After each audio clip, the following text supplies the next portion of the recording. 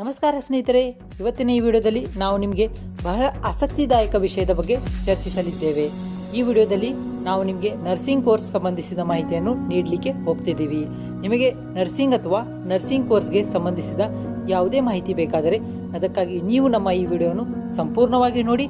ನಮ್ಮ ಈ ವಿಡಿಯೋವನ್ನು ನೋಡುವ ಮೂಲಕ ನಿಮ್ಮ ಮನಸ್ಸಿನಲ್ಲಿರುವ ನರ್ಸಿಂಗ್ ಕೋರ್ಸ್ಗೆ ಸಂಬಂಧಿಸಿದ ಎಲ್ಲ ಪ್ರಶ್ನೆಗಳಿಗೆ ಉತ್ತರಗಳನ್ನು ನೀವು ಪಡೆಯುತ್ತೀರಿ ಎಂದು ನಾನು ನಿಮಗೆ ಖಂಡಿತವಾಗಿಯೂ ಭರವಸೆ ನೀಡುತ್ತೇನೆ. ಮತ್ತೆ ಈ ಭರವಸೆ ಮೂಲಕ ನಡ್ರಿ ಈ ವಿಡಿಯೋನ ಪ್ರಾರಂಭಿಸೋಣಂತೆ. ನರ್ಸಿಂಗ್ ತರಬೇತಿಯು 12ನೇ ತರಗತಿಯಲ್ಲಿ ಉತ್ತೀರ್ಣರಾದ ನಂತರ ಉತ್ತಮ ಆಯ್ಕೆಯಾಗಿದೆ. ಇದರ ಮೂಲಕ ಸುಲಭವಾಗಿ ಉದ್ಯೋಗವನ್ನು ಪಡೆಯಬಹುದು. ಇಂದು ಹೆಚ್ಚುತ್ತಿರುವ ಜನಸಂಖ್ಯೆ ಮತ್ತು ಅದೇ ಪ್ರಮಾಣದಲ್ಲಿ ಹೆಚ್ಚುತ್ತಿರುವ ರೋಗಿಗಳಿಂದಾಗಿ ಇಂದು ನಮ್ಮ ದೇಶದಲ್ಲಿ ಮಾತ್ರವಲ್ಲದೆ ವಿದೇಶಗಳಲ್ಲಿಯೂ ನರ್ಸಿಂಗ್ ಕೋರ್ಸ್ ಮಾಡಿದವರ ಅವಶ್ಯಕತೆ ಹೆಚ್ಚಿದೆ.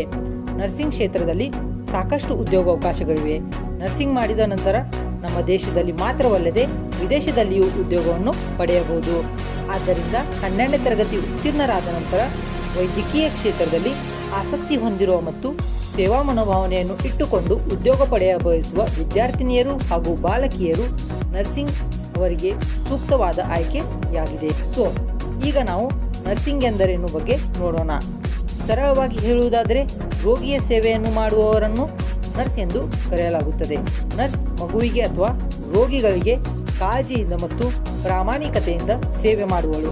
ಹಾಗಾಗಿ ಈ ಕೆಲಸ ಮಹಿಳೆಯರಿಂದ ಮಾತ್ರವಲ್ಲದೆ ಇದನ್ನು ಪುರುಷರ ವರ್ಗದವರು ಮಾಡಬಹುದು.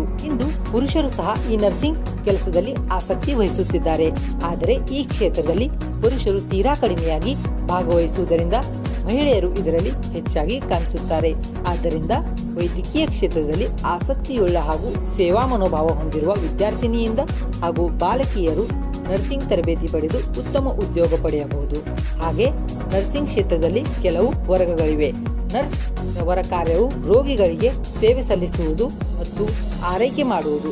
ಆದರೆ ಕೆಲಸದ ಸ್ವರೂಪದ ಆಧಾರದ ಮೇಲೆ ಅದನ್ನು ವಿವಿಧ ವರ್ಗಗಳಾಗಿ ವಿಂಗಡಿಸಲಾಗಿದೆ. ನರ್ಸಿಂಗ್ ಕ್ಷೇತ್ರದಲ್ಲಿ ಕೆಲಸದ ಆಧಾರದ ಮೇಲೆ ವಿವಿಧ ಕೋರ್ಸ್ಗಳಿವೆ.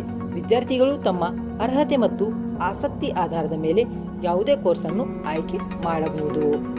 ಇದರಲ್ಲಿ ಮೊದಲನೇದು ANM ಆಕ್ಸಿಲರಿ ನರ್ಸಿಂಗ್ ಮಿಡ್ವೈಫರಿ ಆಗಿದೆ. ಇದರಲ್ಲಿ ಹೆಲ್ತ್ ವರ್ಕರ್ ಆಗಿ ವೈದ್ಯಕೀಯ ಕ್ಷೇತ್ರದಲ್ಲಿ ಕೆಲಸ ಪಡೆಯಲು ಬಯಸಿದರೆ ಅವರು ಈ ANM ನರ್ಸಿಂಗ್ ಕೋರ್ಸ್ನೊಂದಿಗೆ ಪ್ರಾರಂಭಿಸಬಹುದು. ವಿಶೇಷವಾಗಿ ಇದರಲ್ಲಿ ಮಕ್ಕಳು, ತಾಯಂದಿರು ಮತ್ತು ಬೆಳವಣಿಗೆಯನ್ನು ನೋಡಿಕೊಳ್ಳಲು ತರಬೇತಿ ನೀಡಲಾಗುತ್ತದೆ. ಇದು ಡಿಪ್ಲೊಮಾ ಕೋರ್ಸ್ ಆಗಿದ್ದು ಇದರ ಅವಧಿ 2 ವರ್ಷಗಳಾಗಿರುತ್ತದೆ. ಈ ಕೋರ್ಸ್ ಅನ್ನು ತೆಗೆದುಕೊಳ್ಳಲು ಕನಿಷ್ಠ ವಯಸ್ಸು 17 ರಿಂದ 35 ವರ್ಷಗಳ ನಡುವೆ ಇರಬೇಕು. ಈ ಕೋರ್ಸ್ಗೆ ಪ್ರವೇಶ ಪಡೆಯಲು ವಿದ್ಯಾರ್ಥಿಯು ಯಾವುದೇ ಸ್ಟ್ರೀಮ್ನಿಂದ ಅಂದರೆ ಆರ್ಟ್ಸ್ ಅಥವಾ ಸೈನ್ಸ್ ವಿಭಾಗದಲ್ಲಿ 12ನೇ ತರಗತಿಯಲ್ಲಿ ಕನಿಷ್ಠ ಪಕ್ಷವಾಗಿ 50 ರಿಂದ 60% ಅಂಕಗಳೊಂದಿಗೆ ಪಾಸ್ ಆಗಿರಬೇಕು. ANM ನರ್ಸಿಂಗ್ ಕೋರ್ಸ್ನ ಫೀಸ್ ರಾಜ್ಯದ ಕಾಲೇಜು ಮತ್ತು ನರ್ಸಿಂಗ್ ತರಬೇತಿ ಶಾಲೆಯನ್ನು ಅವಲಂಬಿಸಿ ಬದಲಾಗಬಹುದು. ಸಾಮಾನ್ಯವಾಗಿ ಇದರ ಫೀಸ್ ಸರ್ಕಾರಿ ನರ್ಸಿಂಗ್ ತರಬೇತಿ ಕೇಂದ್ರಗಳಿಗಿಂತ ಖಾಸಗಿ ತರಬೇತಿ ಕೇಂದ್ರಗಳಲ್ಲಿ ಹೆಚ್ಚು ಕಂಡುಬರುತ್ತವೆ. ಈ ಕೋರ್ಸ್ಗೆ ಕನಿಷ್ಠ ಫೀಸ್ 25,000 ರಿಂದ ರೂಪಾಯಿ 5 ಲಕ್ಷಗಳಷ್ಟಿರಬಹುದು.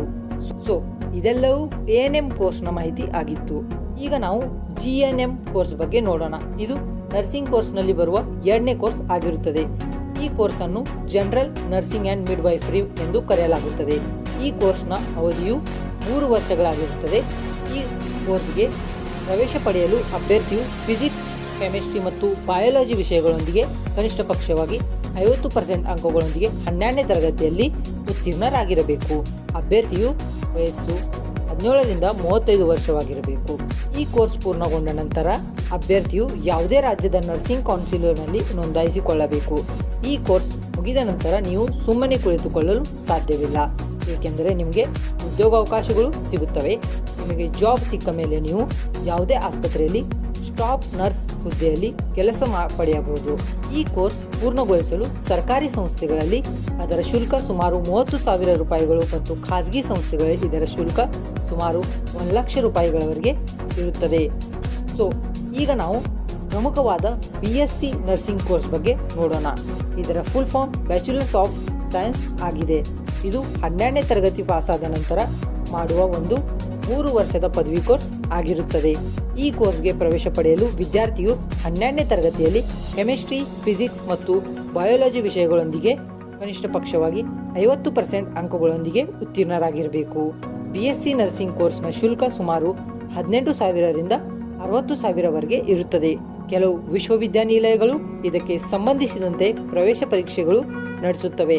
ಈ ಪರೀಕ್ಷೆಯಲ್ಲಿ ಪಡೆದ ಅಂಕಗಳ ಆಧಾರದ ಮೇಲೆ ಅನೇಕ ಸಂಸ್ಥೆಗಳು ಪ್ರತಿಭಾನ್ವಿತ ವಿದ್ಯಾರ್ಥಿಗಳಿಗೆ ವಿದ್ಯಾರ್ಥಿ ವೇತನವನ್ನು ನೀಡುತ್ತವೆ.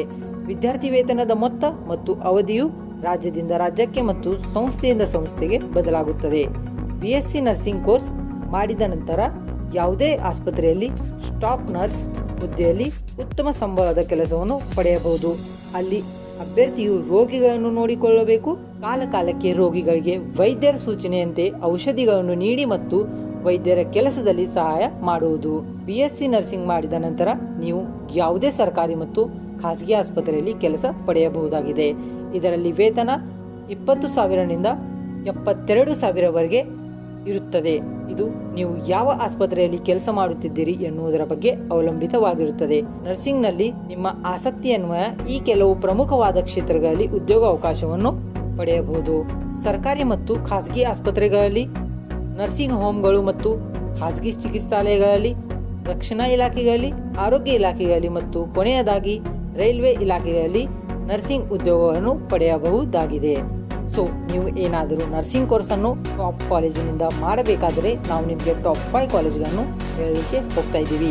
Medical college and research institute of Bengaluru, Apollo college of nursing Chennai, B.M. Birla college of nursing Kolkata, Lokmanya Tilak municipal medical college Mumbai, institute of medical science Varanasi, Uttar Pradesh. So ಸ್ನೇಹಿತರೆ, ಇದೆಲ್ಲವೂ ಸಹ ನರ್ಸಿಂಗ್ ಕೋರ್ಸ್ ಬಗ್ಗೆ ಡಿಟೇಲ್ ಆಗಿ ಇನ್ಫಾರ್ಮೇಷನ್ ಆಗಿತ್ತು. ನಿಮಗೆ ಹೀಗೆ ಕರಿಯರ್ ರಿಲೇಟೆಡ್ ವಿಡಿಯೋ ಬೇಕಾದರೆ ನೀವು ನಮ್ಮ ಚಾನಲ್ನ ಸಬ್ಸ್ಕ್ರೈಬ್ ಮಾಡಿ ಮತ್ತು ಪಕ್ಕದಲ್ಲಿರುವ ಬೆಲ್ ಐಕಾನನ್ನು ಕೂಡ ಕ್ಲಿಕ್ ಮಾಡಿ.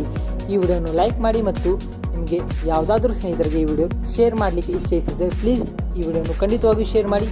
ಮತ್ತು ಇವತ್ತಿನ ವಿಡಿಯೋದಲ್ಲಿ ಅಷ್ಟೇ, ಸಿಗೋಣ ಮುಂದಿನ ವಿಡಿಯೋದಲ್ಲಿ. ಬಾಯ್, ಟೇಕ್ ಕೇರ್.